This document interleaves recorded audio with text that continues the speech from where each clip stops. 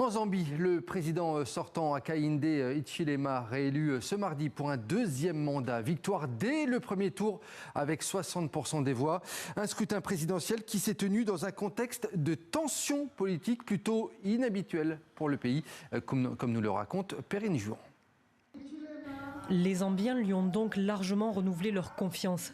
La commission électorale a annoncé mardi la réélection de Hakainde Hichilema au pouvoir depuis 2021 avec près de 60% des voix.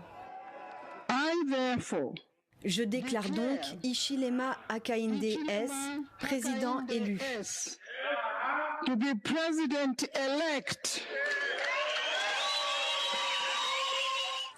Dans les rues de Lusaka, la capitale, ses partisans ont immédiatement célébré leur victoire. Vêtus de rouge, la couleur de son parti, ils ont chanté et dansé. Pour eux, le président sortant mérite 5 années supplémentaires. J'ai vu ce qu'il a fait pour nous, les Zambiens, au cours des 5 dernières années. Il ne le fait pas pour lui-même, mais en tant que leader. Alors maintenant, je lui ai donné encore 5 ans. C'est pourquoi je suis ici, pour célébrer sa grandeur. Hakainde Hichilema a notamment fait campagne sur son bilan économique, avec la baisse de l'inflation et la restructuration de la dette.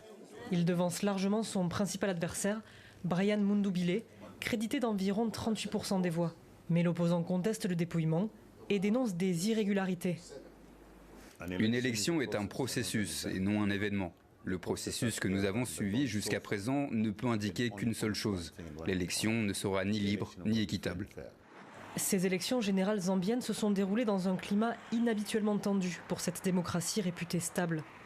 La commission électorale avait notamment suspendu le dépouillement pendant plusieurs heures, tandis que des observateurs, dont l'Union européenne, se sont inquiétés de restrictions imposées à l'opposition. Et 11 personnes, dont 6 figures de l'opposition, ont été arrêtées la semaine dernière, selon une annonce du gouvernement.